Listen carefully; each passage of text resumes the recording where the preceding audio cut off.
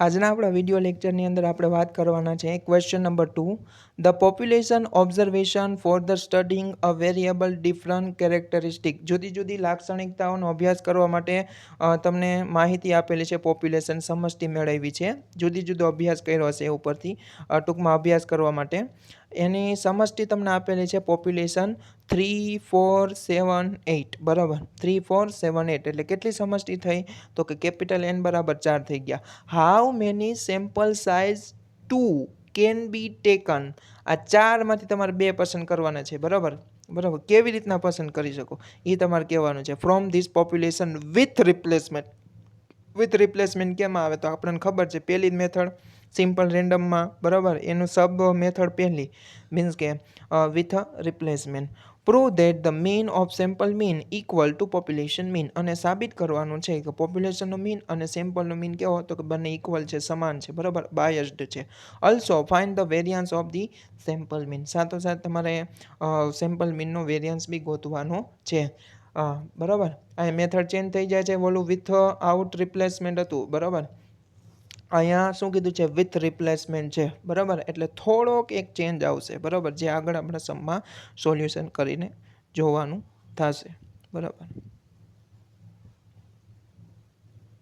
Question number 2 એનું solution ખ્યાલ આવ્યો તો પહેલાં લખી નાખવાના એન બરાબર કેટલા આપેલા સેમ્પલ ટૂંકમાં સમષ્ટિ કેટલી આપેલી છે પોપ્યુલેશન સમષ્ટિનું પોપ્યુલેશન કહેવામાં આવે છે બરાબર સેમ્પલને નિર્દેશ કહેવામાં આવે છે એન બરાબર કેટલા આપેલા કેપિટલ એન બરાબર 3 4 7 8 ઇઝ ઇક્વલ ટુ 4 આપેલા બરાબર એમાંથી પસંદ કેટલા કરવાના તો કે 2 મેથડ કઈ તો કે વિથ રિપ્લેસમેન્ટ આવે એટલે તમારે પહેલાં ગોતી લેવાનું કેટલી રીતના પસંદ કરી શકાય ઓમાં શું હતું capital N C small N બરાબર એન સી એન હતું ને અહીંયા ફરી જાય વિથ રિપ્લેસમેન્ટ હોય એટલે 4 જે તમારે ઓલા આપેલા છે પોપ્યુલેશન એનો વર્ગ કરી નાખવાનો બરાબર 4 આપેલા છે ને કેપિટલ એનનો સ્ક્વેર કરી નાખવાનો ખબર પડી ખ્યાલ આવ્યો એટલે 4 આપેલા છે 4 ચોકે ચોકે કેટલા થઈ જાય 16 તો કે વિથ રિપ્લેસમેન્ટ મેથડ 16 રીતના તમે પસંદ કરી શકો એટલે તમારે ઓલા સેમ્પલનું જ્યારે ટેબલ બનાવવાનું આવશે ને 16 રીતના તમારા સેમ્પલ નંબર આપવાના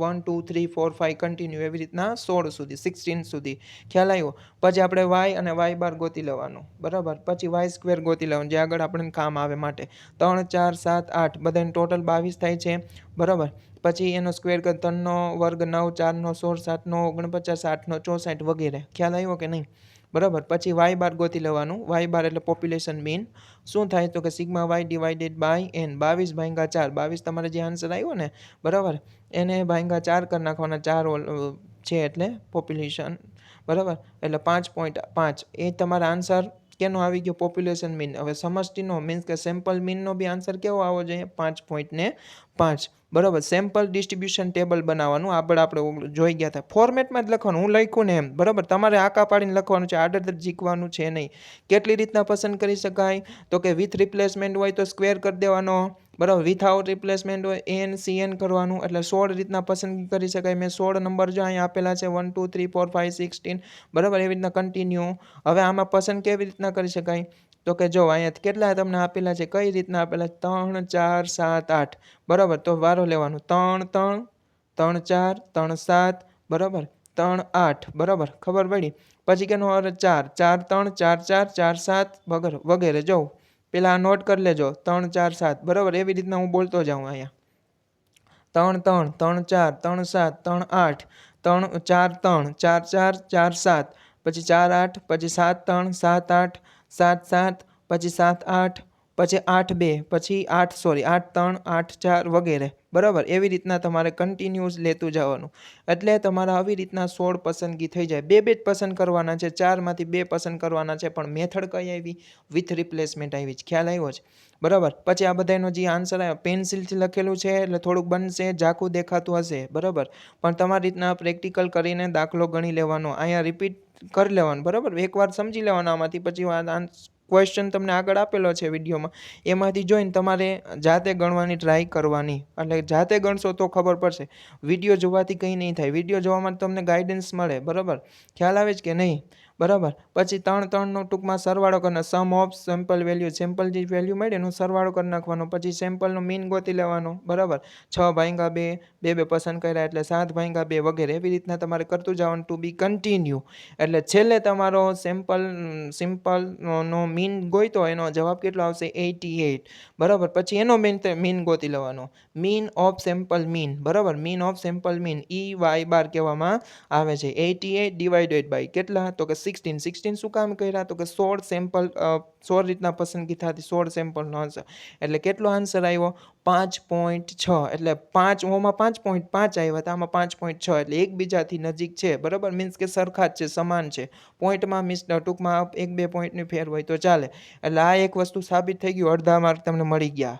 બરાબર. અડધા માર્ક હજી લેવાના છે. બરાબર. 8 માર્ક મળી ગયા, હજી 7 તમારે લેવાના છે 15માંથી. તો તમારે શું કરવું પડે? વેરિયાન્સ ગોતવો પડે. વેરિયાન્સનું ફોર્મ્યુલા શું? તો કે અહીંયા ફરી જાય. જો મેથડ ફરી, ફોર્મ્યુલા ફર્યું. વાં શું હતું? વિથઆઉટ રિપ્લેસમેન્ટમાં n માઇનસ સ્મોલ n હતું. અહીંયા વિથ રિપ્લેસમેન્ટ છે એટલે કેપિટલ N -1 થઈ ગયું. નીચેનું બીજું બધું સેમ. બરાબર. ખ્યાલ આવ્યો કે નહીં? n capital N into small n, પછી કાઉન્સ પૂરો S1 સ્ક્વેર. S1નું ફોર્મ્યુલા કોઈ દિવસ ગમે મેથડમાં ફરશે નહીં, સમાન રહેશે. ખ્યાલ આવે? એટલે આનું સાદુરૂપ આપવાનું, a સ્ક્વેર આપણે ગોતી લઈએ.